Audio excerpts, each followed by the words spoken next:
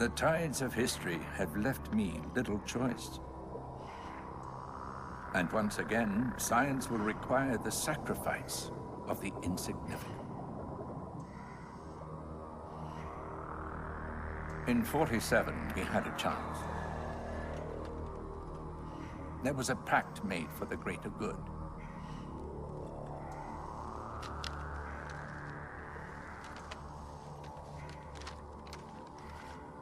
And today it will be broken.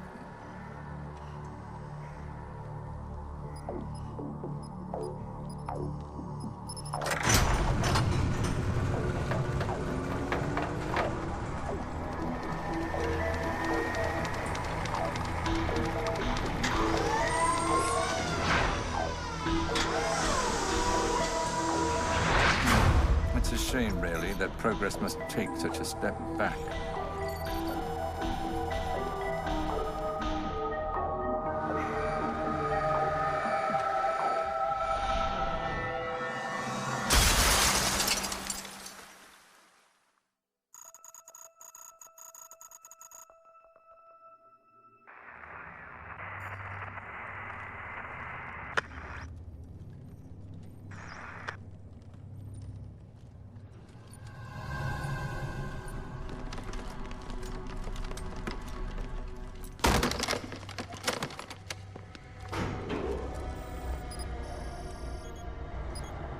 I thought this place was quarantined.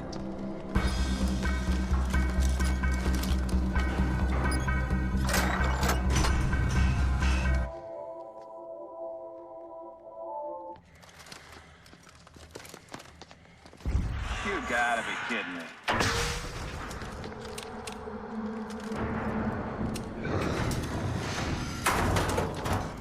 What the?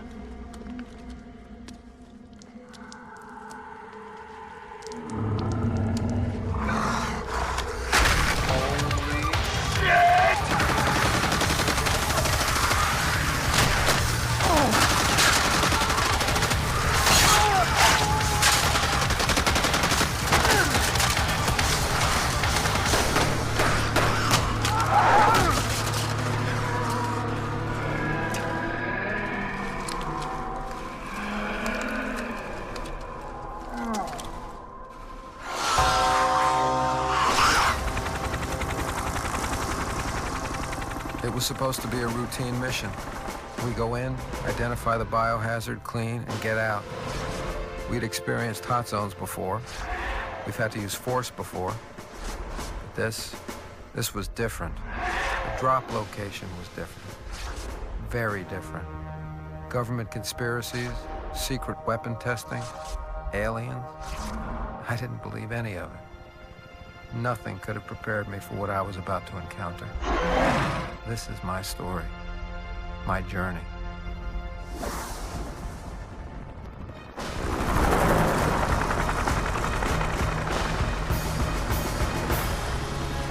Major Bridges, Has Team Bravo reporting for duty.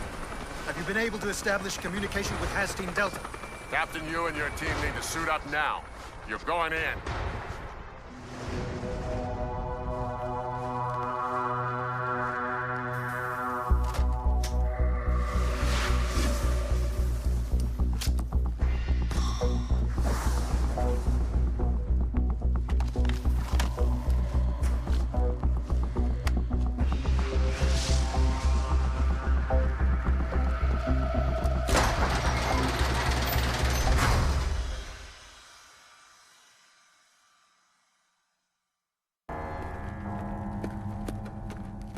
What the hell was that thing? I don't know, but it could have been the same thing that killed my team.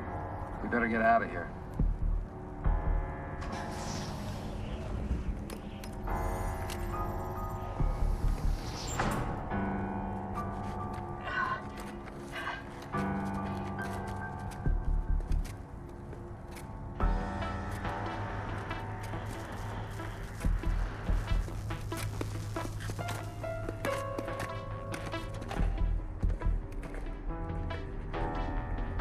My God, who could have built this?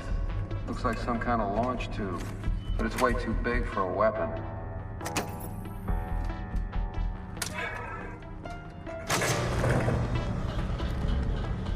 Truth is stranger than fiction with this place. Man, this is Has Team Delta. Come in. As Team Delta, this is Command. Go ahead. My team is dead. Cole and I are headed topside.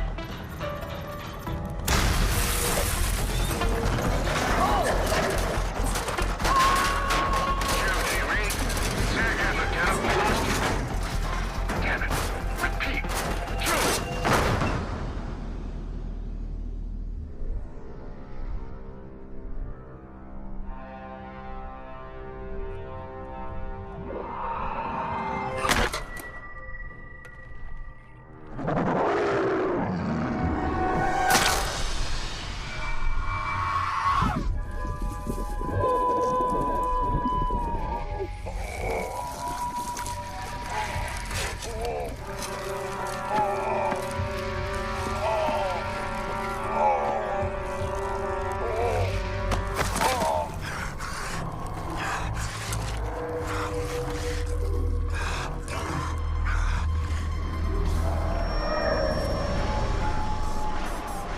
Ethan Cole.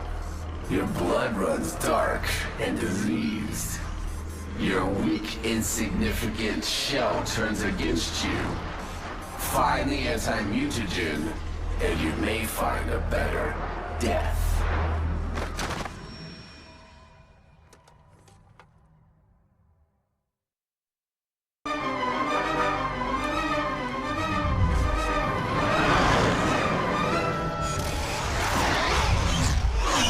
The endgame begins, Ethan Cole. Feast your eyes on this menagerie of decay and corruption. My people were sacrificed to birth this unholy virus. Abused and diseased, they died in agony. The elites have labored for years to make me the grand experiment that feeds their weapon. I am the bringer of death. This mechanical prison before you serves one purpose: to extract the virus from within me, used to corrupt your kind and mine. It is a potent weapon indeed. In me runs the disease and the cure. To restore your humanity, you must inject my blood. In time, my DNA will combine with yours, cleansing you of the virus. Dr. Prey thought releasing the virus would stop the elites and their unholy pact with my kind. You must seek out the departing vessel and destroy it. If it escapes with its deadly cargo, your world will perish.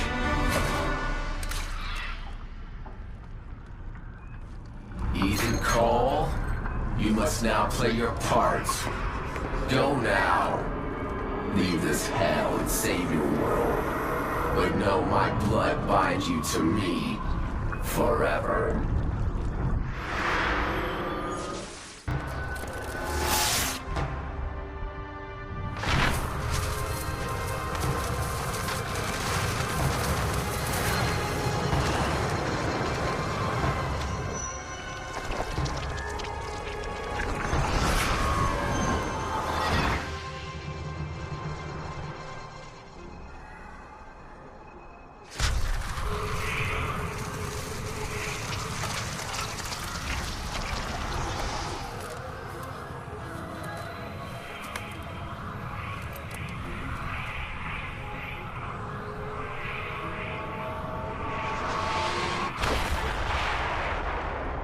The philosopher Sartre once said, "Hell is other people."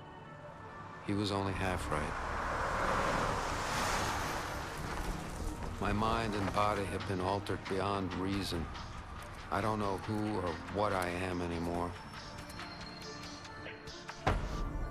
We came here to rescue a small group of men. We failed. I failed. But their sacrifices may have saved mankind. For now.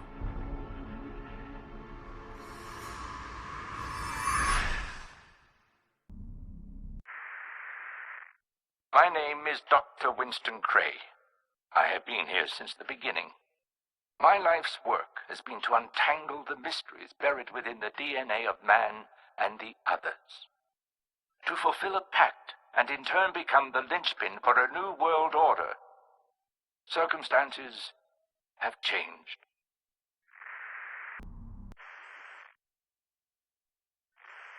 For the uninitiated, I am Mr. White. My real name is unimportant. I am the facilitator of Dreamland. Yes, the maker of dreams. I like that. It's poetic. I have sacrificed my very life to reveal these secrets. The experiments I have conducted over the years have taken their toll on my mortal coil. Science has at last failed me, as I am unable to heal my body. But my mind is still active, and it shall serve me to the end. I have done what I have done, so my work will not be in vain. It shall live through the ages, and I shall be remembered through it. But I take credit for only what I have achieved here, deep in the bowels of this institution. The work was vast.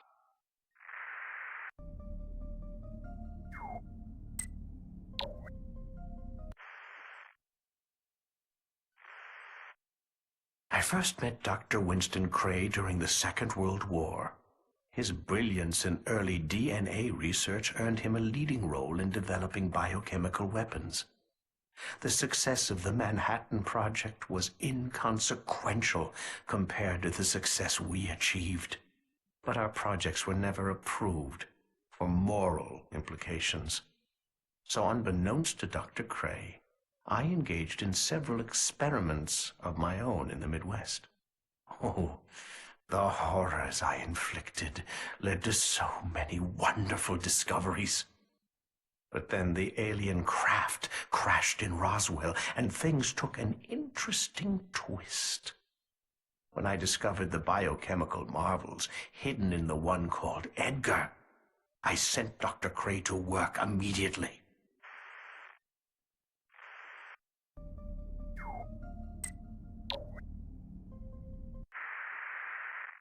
The moon landings nearly 4 decades ago were part of a misdirection by our government to confuse the public regarding alien encounters. We've certainly been to the moon, but the mysteries and horrors found there would never make for quaint historical quotation.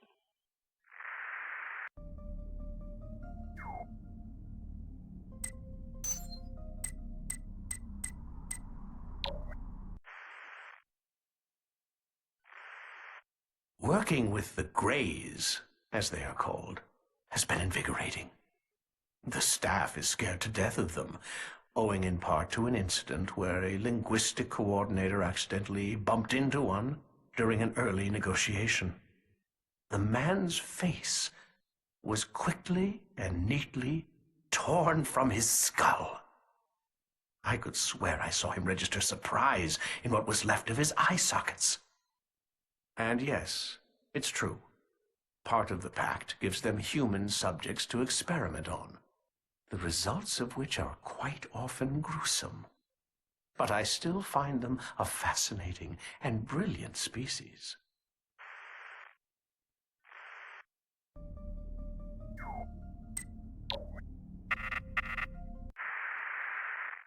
Spontaneous human combustion was an ill-conceived notion pursued by a sector of the scientific community here. Their early testing on pigs made the laboratories reek of burnt bacon. The human test subjects smelled even more repugnant. I was most grateful when that line of research was abandoned. But there is an interesting side note to that experiment.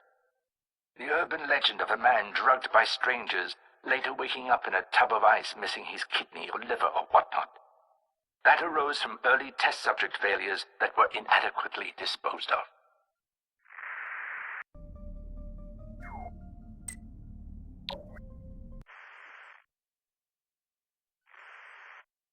It has always been the goal of our organization to do what's best for mankind. The pact with the Greys simply pushed up the timeline. Those put in power by us Presidents, prime ministers, religious figures, and nobility sometimes get greedy. However, an assassin's bullet, or the delightfully degenerative effect of the many diseases in our control, usually takes care of that.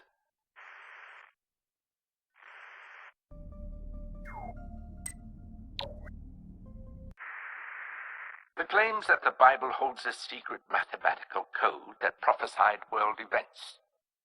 That was initiated by a group of scientists who got inebriated one evening and thought it would make a good practical joke. Crop circles were another one of that crew's pranks. The after-hours entertainment here is extremely limited, and this sort of puerile behavior regrettably occurs from time to time.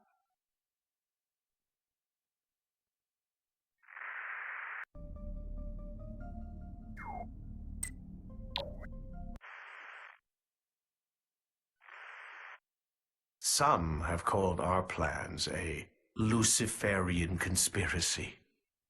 But they will not say such things after the coming of the new guard. They will hold their tongues. Not because they have had a change of heart, but because...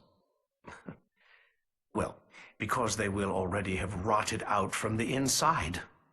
The chips we've implanted in the majority of the population under the guise of vaccinations allow us to watch the watchers. Now, how could anyone say the pact was a bad thing?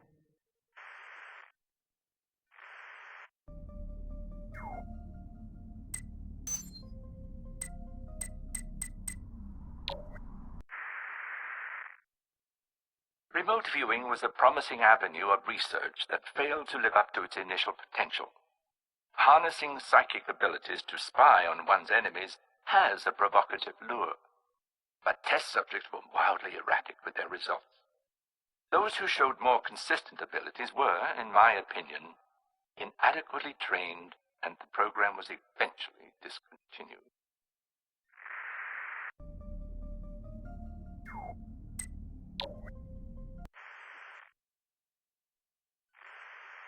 The technology we've been able to create as a result of the pact helps everyone. Our embedded chips in cell phones allow us to easily record conversations around the globe. Nanofibers woven into currency let us monitor the world's money wherever it goes. And we've placed monitoring devices the size of pinheads in most generic light fixtures. This enables us to gather surveillance in the homes of the average American. And let me tell you, the things they do in the privacy of their own homes is far more disturbing than anything found here at Dreamland.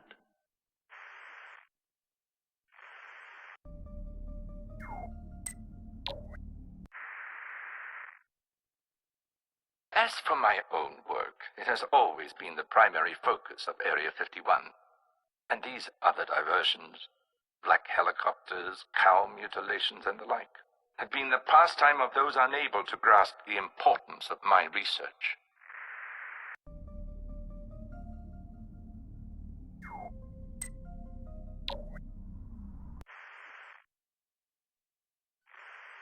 What we have created made the world we have today. It is only natural for us to control it. People simply do not understand what it takes for them to safely eat their hamburgers, see their television shows, drive their cars. It's a dangerous world, which is why the pact is of such immense benefit to us. It offers us a delightful weapon that causes epidemic mutation and destruction of our enemies. And the masses can sleep at night, nary a care.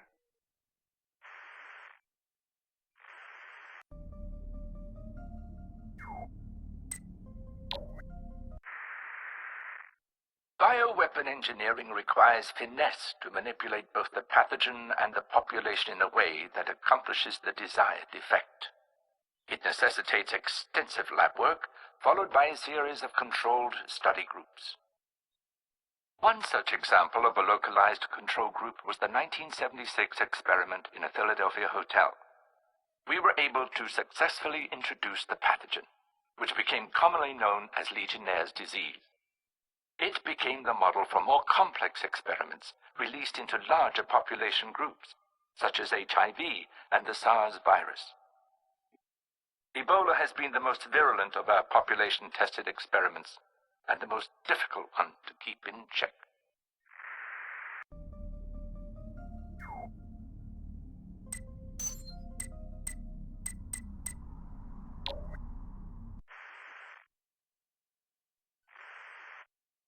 The crowning jewel of the pact, truly, is what Dr. Cray calls the infection carrier. Edgar's biochemistry held the key. I don't claim to understand the specifics, but the result is magnificent. Death has never been more beautiful.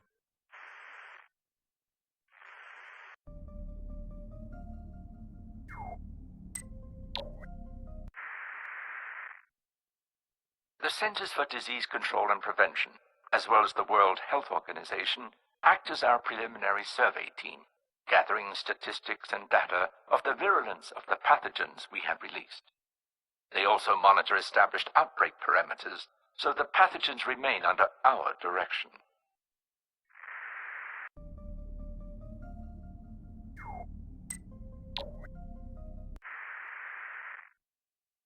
These organizations were exceedingly useful in the mid-90s when the loss of several test rats who migrated into New Mexico and Arizona created a scare of hantavirus.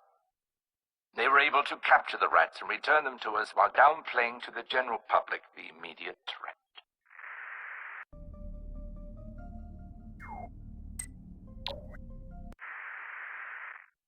The end result of these controlled experiments was to be the resurgence of bubonic plague and smallpox to create a pandemic, allowing the government to control the surviving population with considerable ease.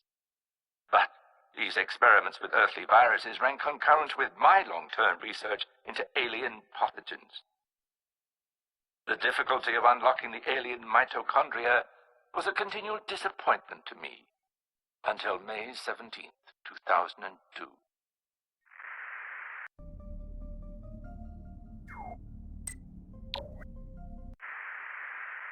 It was on that day that I discovered it replicates through binary fission with an accelerated incubation period.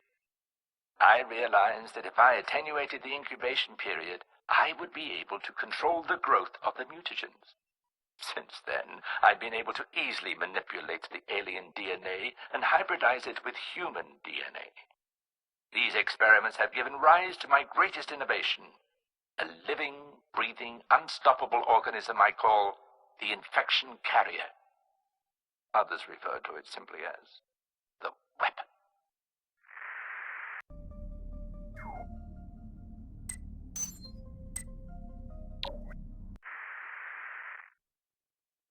I will not allow others to desecrate my work with their myopic agenda. I will stop them with the weapon that they conspire to use against me. The world will not forget Dr. Winston Cray.